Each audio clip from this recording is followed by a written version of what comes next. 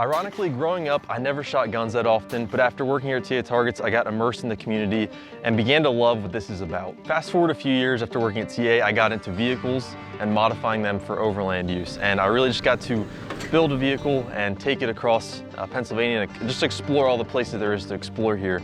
And then eventually going out into places like Virginia, Maine, Tennessee, Colorado, etc.